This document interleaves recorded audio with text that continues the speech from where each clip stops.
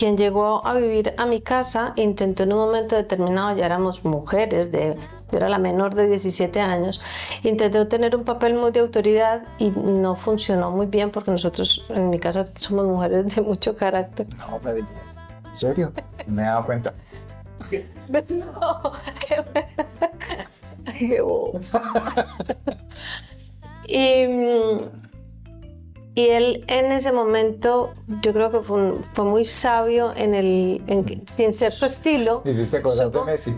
Que mira, bobo. ¿Qué hora estamos? Que le dices a uno de Holanda. ¿Ah, sí? Que mira, bobo, qué bobo, bobo. Flexicriando. Flexicriando. Flexicriando. Flexicriando. Podcast. Flexicriando. Un programa de Flexicrianza, ideas útiles para estar mejor en familia. Iniciamos nuestro segundo podcast que hemos llamado Flexicriando, una propuesta o otra ramita que sale de nuestra propuesta que hemos llamado Flexicrianza, una propuesta metodológica, conceptual sobre la educación de hijas e hijos, y nos hemos puesto en un primer tema muy actual. A su vez, que creo que llegamos tarde todos los que hablamos de este tema porque deberíamos estar hablando hace ya varios años del tema, que son las familias poligenéticas, los tuyos, los míos y los nuestros, una familia que es muy actual, es las personas que vienen de una familia anterior, se separan, construyen una nueva familia, donde cada uno trae sus propios hijos e hijas y se forma una nueva familia. Y aparte de eso, como nos pasó a nosotros, si no saben la historia, pues vayan al podcast. A la primera parte. Eso, vayan a la primera parte y también tienen ya sus propios hijos. Obviamente depende de la época, el momento, el tiempo, el contexto, el dónde están, etcétera, etcétera. Mi nombre es Sergio Montoya, soy psicólogo y junto con la psicóloga Clara Ospina también, pues hemos creado Flexicrianza, donde esperamos que entre todos podamos hacer un diálogo, una conversación de aprendizaje y de crecimiento. Por eso les invitamos a que se suscriban, nos sigan, compartan, debatan, nos hagan sus preguntas, sus inquietudes, sus observaciones. Como estamos haciendo esto en directo, sin cortes o en vivo, pues por decirlo así, bueno, lo estamos grabando, pero digamos que no estamos cortando para seguir un guión específico, tenemos unas pautas, pues nos permitimos decir burradas. Lo que nos da la gana. Lo que nos sale, ¿no? O sea, creemos que nos va a salir desde la parte profesional. Pero puede que no. Pero puede que no, puede que nos salga más la humanidad que la profesionalidad. Y lo otro es que siempre estamos como muy encorsetados, muy metidos en el papel, pues, de ser muy serios y tal, y la verdad es que nosotros somos poco serios en la vida cotidiana. Yo soy bueno, nos gusta sacar el chascarrillo y no la bobada y la cosa en cada momento. Entonces, el que sea muy serio y no le gustan ese tipo de cosas, pues nos sabrá disculpar, y si no, pues le toca. Sí, que pase al próximo mes. A ver si de pronto les ponemos a hacer el podcast y se vaya. Que compre el programa que dice somos muy muy profesionales. Publicidad ahí. Bueno, arrancamos. Vale. Segunda parte. Inicialmente iba a ser una, pero es que este tema iba a ser es tan extenso que ameritaría, no sé si 3, 4, 5. Pero bueno, les dejamos la inquietud porque sabemos que muchas y muchos de ustedes tienen esta experiencia de vivir en una familia que se llama así poligenética, para los que les interesa un poco más el tema etimológico, o sea, de qué significan las expresiones poli de muchos y genética de nacimiento, de genes, de generación, o sea, que vienen de orígenes diferentes, ¿no? Poligenética. Y es uno de los temas en los que más preguntas recibimos, en los que más comentarios, sobre todo los conflictos que se generan en este nuevo estilo de familia. Y como es una familia en la que tenemos tanta experiencia. Hemos vivido, ya llevamos 20 años viviendo en una familia de este estilo y lo hemos logrado, o sea, estamos vivos todavía. A mí me ha parecido como, no sé, no estamos muy traumatizados. Creemos, se me quedó volando. Sí, ya, creemos que tenemos mucho para decir. Bueno, hago un resumen, okay. ¿no? Entonces, empezamos en la primera parte hablando de que un nuevo estilo de familia tiene cambios profundos. El primero es que ya no tienes manera de ser una familia tradicional, tienes que romper con esos ideales y construir una nueva con algo que no hemos dicho, y es que no tenemos modelos previos en los que basarnos o en los cuales referenciarnos. Es una construcción que venimos haciendo muchas personas hace un tiempo y que apenas estamos en ese asentar esas maneras de que funcionen bien o de tener las claves para el buen funcionamiento. Hablábamos de que una de las cosas difíciles es que no sabemos cómo llamarnos, sí, porque ya hay muchas personas involucradas, y cuando utilizamos las palabras que están hechas para esas nuevas funciones, pues tienen unas imágenes muy Disney, muy de películas que nos traen muy mal rollo. O sea, que me digan madrastra es como no soy tan mala como la madrastra de Blancanieves o la de Cenicienta. Y cuando dices hermanastro, pues también te vas a esas hermanastras malas personas de Cenicienta, que tampoco tienen que ser la realidad, con lo cual hay que buscar nuevas maneras de nombrarnos y pues en las que nos sintamos cómodos. Que hay dos casas con dos funcionamientos diferentes. Hemos planteado que los niños tienen la capacidad para entender que se funciona diferente, que hay reglas diferentes, que hay horarios diferentes, y que no tenemos que tratar, como muchos profesionales dicen, que hay que hacerlo todos iguales, pensar iguales, tener los mismos lineamientos y funcionar igual, porque eso solo nos va a generar conflictos. Va a ser muy difícil ponernos de acuerdo con personas con las que posiblemente sigamos teniendo conflictos, sobre todo cuando hay separaciones difíciles. Tienes por meter cualquier cosa, ¿no? Porque se me ocurre que no existe una palabra en castellano que cambie de hermanastro, o sea, que tiene esa carga negativa, o padrastro, madrastra. No la hay. No la hay, aunque... Te la puedes inventar. No, bueno, hay una variación que a mí me gusta, que es hermanos o hermanas de crianza. Es un poco más largo, pero suena lindo, ¿sabes? O por lo menos a mí me gusta, es como hermanos de crianza, o sea, como que nos criamos juntos. Pero a la final... categoría posiblemente entre también primos y amigos muy cercanos de la cuadra, del barrio, pero para este contexto en el que estamos hablando, la verdad es que estaría... Pero realmente eso pasa al principio, porque piensen Esteban y en Mariana, ¿qué pasó luego? Simplemente eran hermanos. Hermanas. No, o sea, al principio tienes que contar la historia, pero ya luego está normalizado. O sea, ella es mi hermana y él es mi hermano. Ya está. ¿Cierto? Y para el que no sabe mucho, pues él es papá y es mi mamá. Eso es. O sea, no hay mucho que explicar. Luego es al principio que todo se está configurando. Es realmente importante, porque de cara a lo social, a los amigos de cada uno, al final uno no se dedica a explicar cada vez, cada momento. Es mi hermano con el que yo me estoy, con el que vivo, es mi hermano, mi papá, mi mamá. Y para de contar, ¿no? Se va normalizando en la medida en que uno se va habituando a la convivencia. También hablamos de que no tenemos que obligarnos a querernos inicialmente, tenemos que quitarnos eso de encima, y simplemente necesitamos aprender a convivir. Hay que arrancar por aprender a convivir. El amor se dará en el camino, que es importante, porque cuando no estamos atravesados por ese vínculo afectivo, pues tenemos una mirada diferente, tenemos una mirada, como tú decías, menos familiar de las demás personas, y pues obviamente eso también genera choques en las visiones.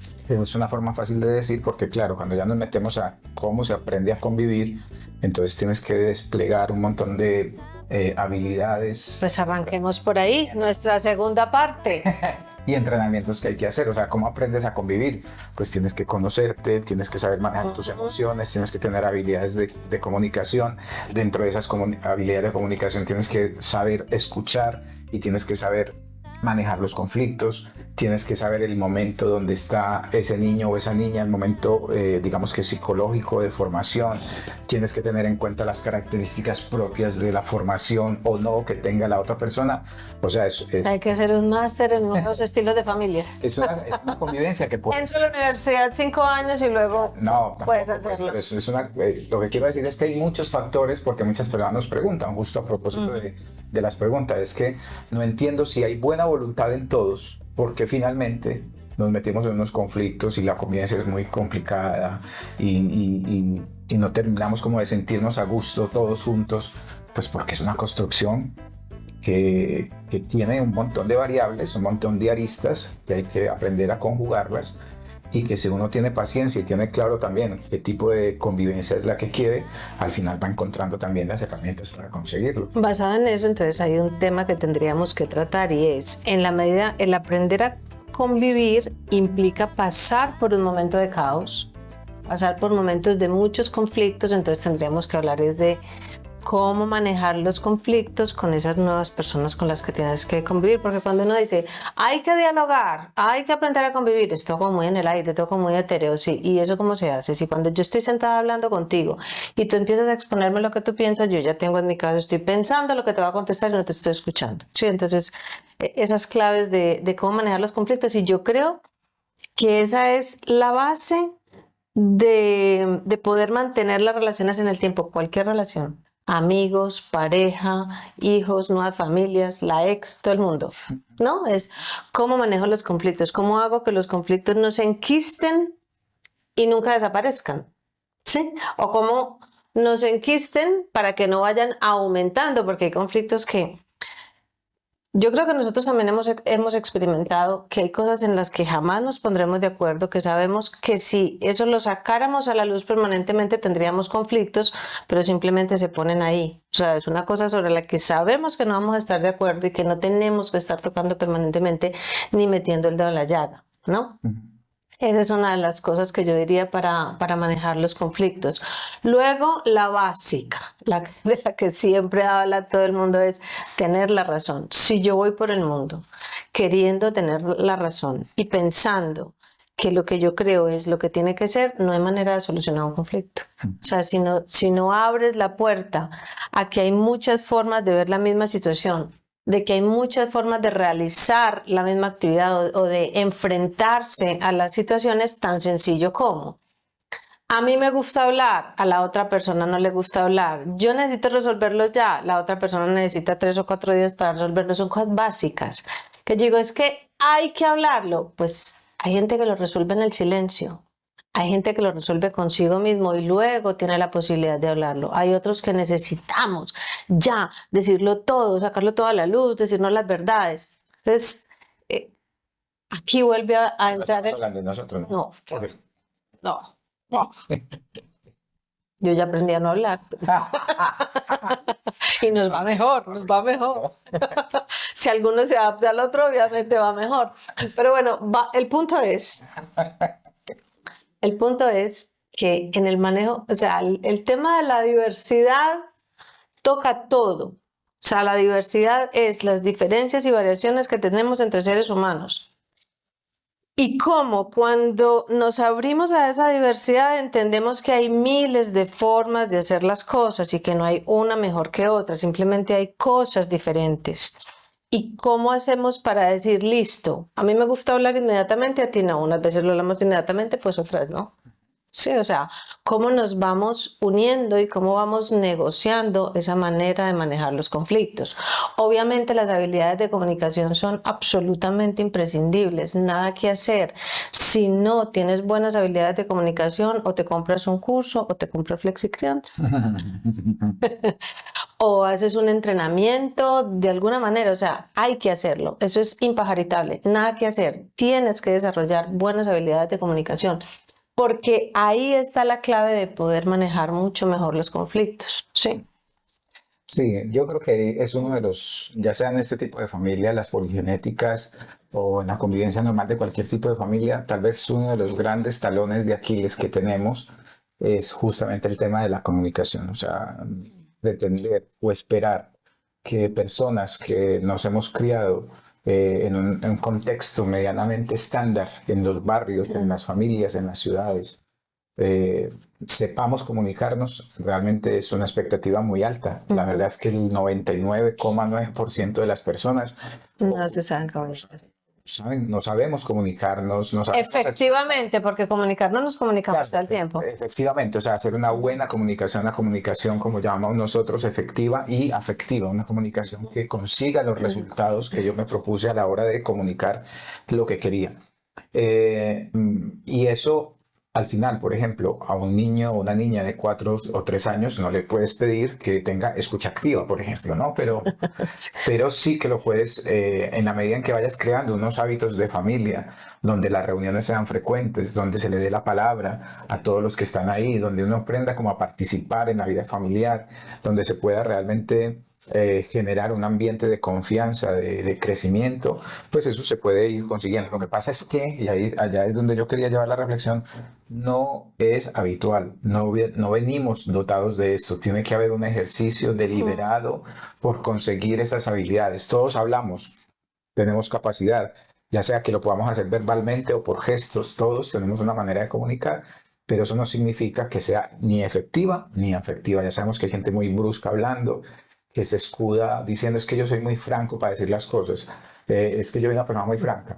No, usted lo que es grosero. Exacto, hay una diferencia entre franqueza y grosería, porque puedes estar poniéndote en el lugar del otro para saber también cómo es que el otro entiende. No es solo que tú tengas que sacar lo que quieras decir, pero si quieres ser efectivo es que tienes que tener cierta garantía de que el otro va a entender las cosas en los términos en que tú quieres que se entiendan. Ese desarrollo de habilidad, por ejemplo, en una familia poligenética es fundamental, porque si no, al final no vamos a poder llegar a esos consensos, a esos acuerdos, a ventilar las diferencias y poder llegar a ciertos pactos que hagan que esas diferencias no se conviertan en conflictos irresolubles. Sí, y volvemos, yo a veces digo, es que siempre decimos lo mismo, no solo nosotros, sino muchos profesionales y muchas personas que hablan de estos temas, pero es que no hay nada más que hacer que volverlo a decir. O sea, las habilidades de comunicación y la gestión emocional. Claro. Ojo, aclarando, para mí es importante decirlo, que el milagro no lo hace solo saber comunicarse. ¿Sabes? O sea, la comunicación es básica, pero el milagro finalmente está dado por otras cosas. Es la disposición que yo tengo, es el manejo emocional, es saber encontrar los momentos, es entender las dinámicas en las que estamos, pero sin esa habilidad de comunicación finalmente eso tampoco tiene mucho sentido.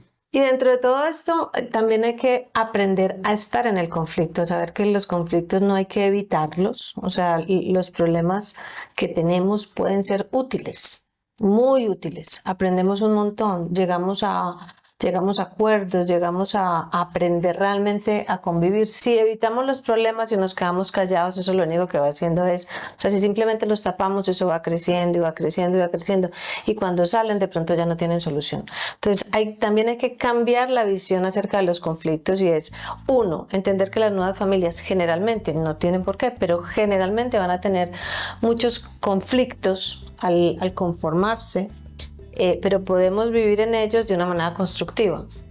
Sí, o sea, no hay que decir, ay, todos los, como yo, 3 meses diciendo yo, pero ¿por qué? No, bueno, ese pero ¿por qué se convirtió en un, qué rico todo lo que hemos hecho juntos, qué buen clan el que hemos conformado con unas características muy, muy nuestras. Entonces es también dar un poquito de esperanza dentro de todas las dificultades que se pueden presentar. Una idea y se las dejamos a las personas que nos están escuchando o viendo, principalmente escuchando, pues porque esto es un podcast, y es que nos dejen sus comentarios sobre esta pregunta, y es que si viven en una familia poligenética, pues de esta no recompuesta, de esta familia reconstituida, que también se usa, donde están los tuyos, los míos y los nuestros, ¿qué ha sido para ti lo más difícil de esa nueva convivencia? ¿Sabes? Y que nos compartas a través de los comentarios tu experiencia hasta donde quieras y puedas contar. Pero sería muy interesante poder confrontar y poder tener otros elementos para contarlo en próximos podcasts de qué son esas dificultades, dónde se atascaron, dónde pensaron que eso no iba a funcionar, o cuáles fueron las dudas y los miedos que tenían a la hora de pensar en que iban a construir una familia de ese tipo, porque eso pues nos va a alimentar mucho la discusión. Cada que nos hacen preguntas sobre este tema, nosotros arrancamos con algo que no hemos dicho hasta bien entrada la segunda parte de este tema, y es, cada que hay una dificultad en una familia, en estos nuevos estilos de familia, bueno, realmente siempre, pero bueno, este es el tema, es ¿qué es lo que hay que cuidar? ¿Qué es lo principal cuando tenemos unas dificultades en este tipo de familias? Y nosotros lo decimos siempre, siempre, siempre de primerito, y es, hay que cuidar el bienestar de los menores. O sea, lo tuyo importa, sí. Tus ideas, tus sensaciones, todo lo que a ti te pasa importa, sí, pero eso nunca, nunca, nunca debe ser una excusa para atentar contra el bienestar emocional de un menor y contra los derechos que tienen todos los niños y las niñas, y eso es básico, porque como Sergio siempre me decía y me metía el dedo en la herida, era: nosotros somos los adultos. Nosotros somos los adultos, duele, da rabia, pero nosotros somos las personas adultas que somos quienes tenemos que cuidar de ese bienestar de ellos. Es que ahí tocas bueno, si dañas el inmobiliario, pues no podemos seguir esta cosa. Tocas un tema que para mí es muy sensible. Lo voy a decir de esta manera y voy a tratar de ser breve porque me cuesta mucho. Y es: una de las características de la evolución de las sociedades es la protección de los menores. Eso tiene una cara A y una cara B. La cara A es: estamos protegiendo a los menores. La cara B es la reacción de las culturas tradicionales o de la educación tradicional, que dice que nosotros estamos malcriando a los niños por ponerlos en el centro de la vida, ¿sabes? Entonces es una discusión como muy profunda. Todos los derechos humanos que se establecieron, se renovaron con la creación de las Naciones Unidas posterior a la Segunda Guerra Mundial.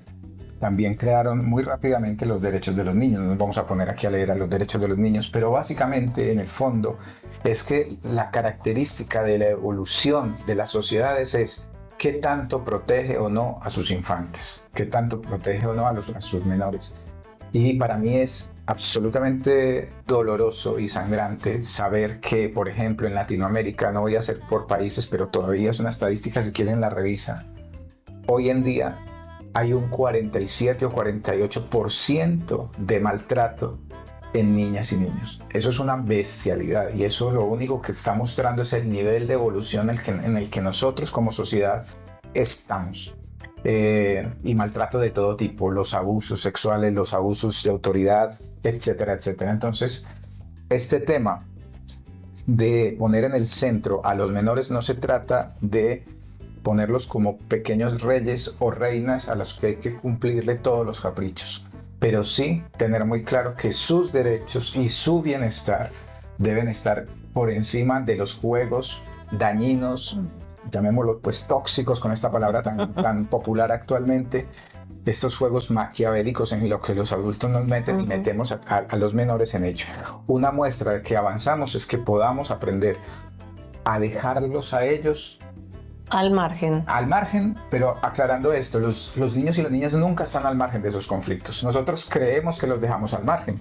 Entonces lo que eso nos está exigiendo es que este conflicto que tenemos entre adultos lo manejemos de la manera más civilizada posible, porque sí o sí eso nos va a afectar de alguna manera. Puede que nos ocultemos en una habitación para discutir, pero ellos son muy inteligentes, ellos se están dando cuenta que hay algo que no está funcionando. La afectación ya está dada. La cuestión es cómo vamos a gestionar eso, cómo nos van a ver que nos respetamos o no, porque eso sí va a ser una manera de ejercer influencia sobre su forma de entender las relaciones, el ser hombre, el ser mujer, el cómo se maneja una relación de pareja, por ejemplo. O sea, que el malestar entre adultos puede ser notorio de muchas maneras, pero una de las cosas que nunca debemos hacer es hablar mal, iba a decir una vulgaridad, que la voy a decir, no debemos putear.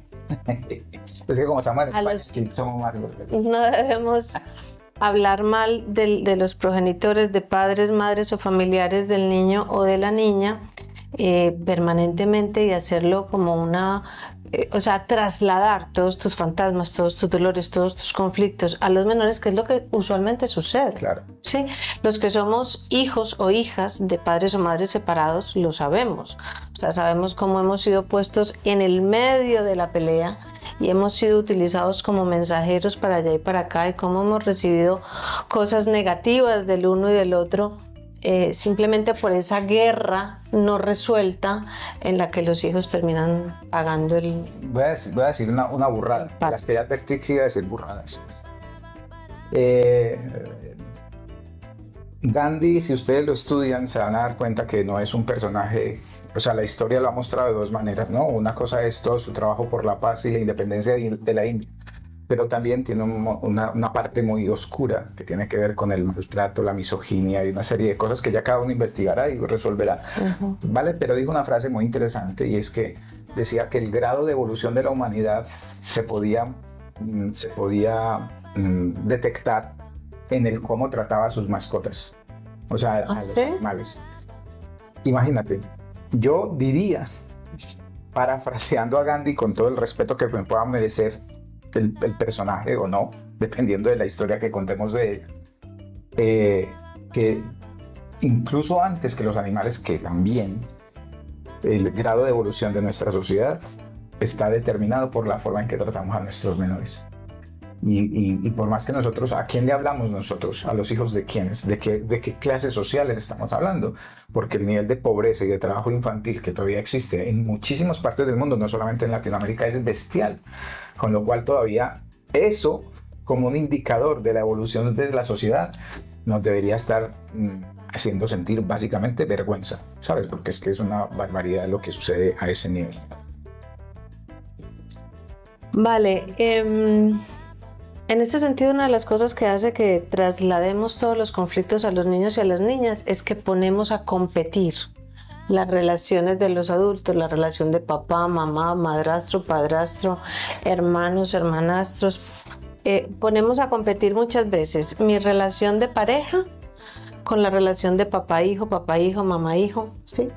La cual genera dos cosas. La una es que esa nueva relación de pareja puede ser muy nueva, puede no estar muy firme, con lo cual hay una alta probabilidad de que se desbarate rápidamente. Teniendo en cuenta que las relaciones entre padres y madres e hijos e hijas generalmente es muy fuerte.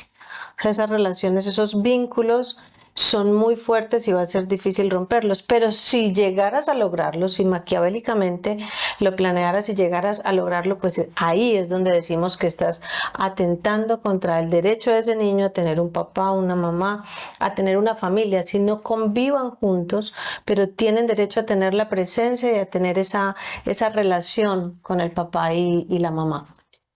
Tema delicadísimo. Yo creo que le vamos a dedicar un podcast más solo adelante podcast. y uno o dos o tres. Uh-huh. Como estamos en época de publicidad, pues vamos a hacer una publicidad en otro programa que tenemos nosotros que se llama Domina tus celos. Justamente uno de los temas que más se ha trabajado tiene que ver con esto, pero lo menciono por lo que tú acabas de decir, porque es que las combinaciones de familias poligenéticas pueden ser muchas. Por ejemplo, el señor que tiene sus hijos se separa y se junta con una persona que no tiene hijos, Ajá. ¿vale? Y que a lo mejor tienen un hijo juntos, con lo cual es quiénes son los prioritarios, ¿sabes? Frente a la pareja, yo espero que de ese papá yo sea los primeros que llegaron, pero la señora nueva espera que sea su hijo el prioritario, pero es que ya hay una existencia previa de otros, ¿vale? Pero ninguno debería tener una Claro, prioridad, pero todos deberían tener la misma. Y justamente lo mencionamos dentro de Domina tus celos, porque uno de los artículos que más resonancia ha tenido es tengo celos de mi pareja por sus hijos. Y hemos encontrado testimonios tan dramáticos y a la vez tan llamativos como que es que yo no soporto a ese niño, no lo soporto porque porque yo veo que cuando el niño está, me echa a un lado. O sea, entonces hay que empezar a desgranar qué es lo que está sucediendo.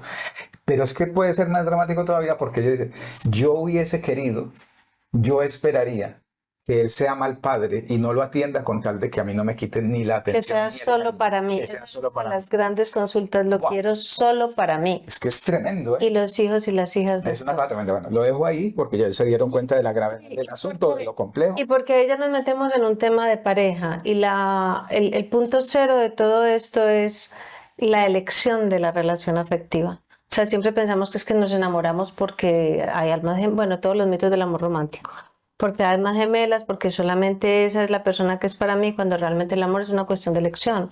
Y cuando yo elijo a una persona que tiene unos hijos o unas hijas, debo saber que vienen en el paquete. Claro, claro. Que van a ser parte de mi vida. Lo que no puedo tratar de hacer es cojo a este solo para mí y que todo el mundo se vaya, así sean gente que lo necesita como proveedor económico por un lado, y como relación afectiva, o sea, como acompañante de vida en esa persona, proceso de crianza. ella no se da cuenta de que en el fondo lo que está diciendo es deja de ser un buen padre, no lo atiendas, no lo cuides, es una cosa tremenda. Bueno, Y otro caso, lo dejo ahí porque es que Sí, esos testimonios tremendos. y lo último para cerrar. Sí, sí.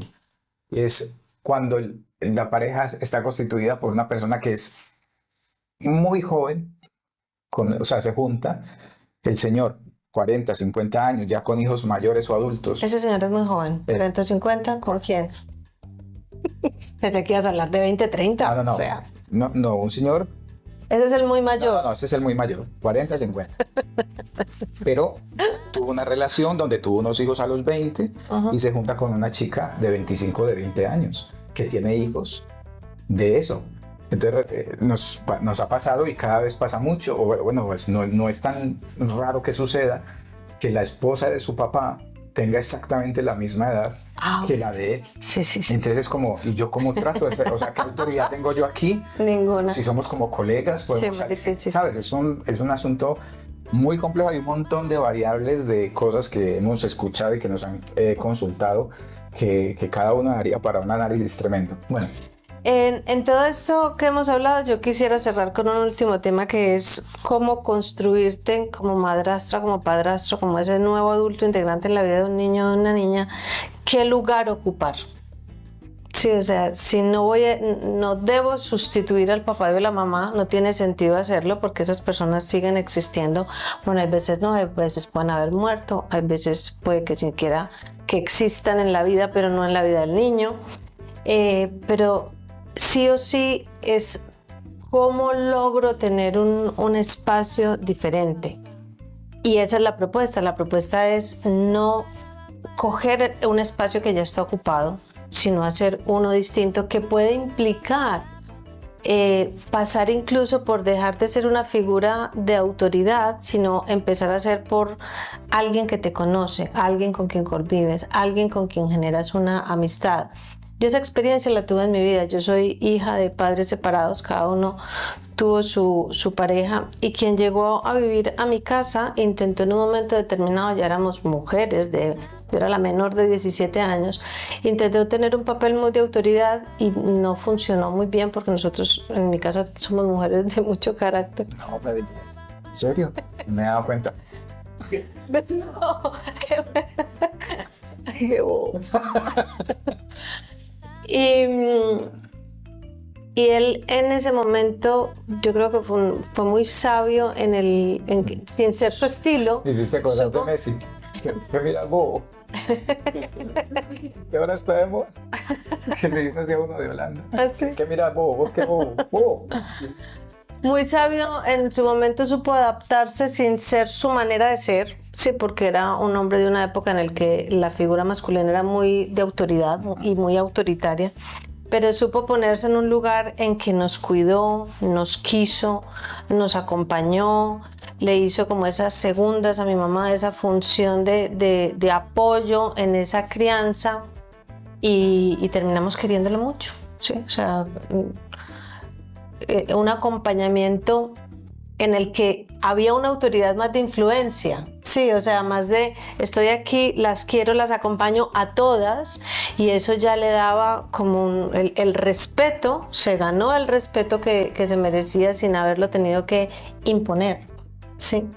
Que yo creo que eso también terminó pasando en nuestra familia, entre nosotros. O sea, al principio, como Sergio decía, tuvimos todo tipo de conflictos, por las maneras de ser de cada uno y por lo que cada uno quería lograr en sus hijos. Por ejemplo, yo en Mariana siempre me planteé que el miedo no era una opción educativa, lo cual me pareció un poco en el empoderamiento de su carácter. Creo que me pasó un poco, cuestión que le generaba mucha dificultad a Sergio, y tuvimos conflictos importantes entre todos, entre los cuatro, pero finalmente en esa construcción de esos nuevos espacios terminamos queriéndonos mucho, considerándonos una familia en nosotros mismos. Por eso a Pablo nunca le contamos qué tipo de familia, o sea, no era importante. Después de casi 10 años, 9 años que llevábamos juntos, cuando Pablo nació, nosotros ya no nos sentíamos una familia diferente, éramos un clan. Y entonces no había nada que contar, no había nada que explicar, eso ya ni siquiera se pasaba por nuestras mentes, porque habíamos construido esos espacios que luego terminaron volviéndose simplemente una familia. Sí, voy a dejar ahí otra duda por si de pronto quieren comentarla, porque es que es otro tema interesante, y es si uno puede terminar queriendo más a los hijos que no son de uno que a sus propios hijos. Hombre, yo llegué, no, y al contrario, o sea, algún día que yo me quise ir, estábamos peleando, yo me quería ir, y me dijo, pues los niños me los dejas, y le dije yo, pues la mía me la llevo, y me dijo, no, esa es mía, y digo yo, no, y luego me puse a pensar, decía, si yo pusiera a elegir a Mariana, si se va conmigo, se queda con Sergio, seguro que queda con Sergio. O sea, es verdad, ¿sí o no? Total. O sea, estaba absolutamente claro, con lo cual no me fui. Hasta el día. Nadie se iba a ir conmigo, pues me quedé. Bueno, ¿cerramos? Cerramos. Vale, entonces todo esto para decirles que otra de las cuestiones en los nuevos estilos de familia es las lealtades invisibles, que no hay que ir contra ellas, hay que entender que un niño o una niña que ha tenido un papá y una mamá en una casa, o dos papás o dos mamás, acuérdense que tenemos que verlo de todos los puntos de vista en una casa, y finalmente se dividen, ese niño, esa niña sigue teniendo ese amor, ese afecto, esa lealtad, ese vínculo con esa otra persona que hay que respetar, ¿vale?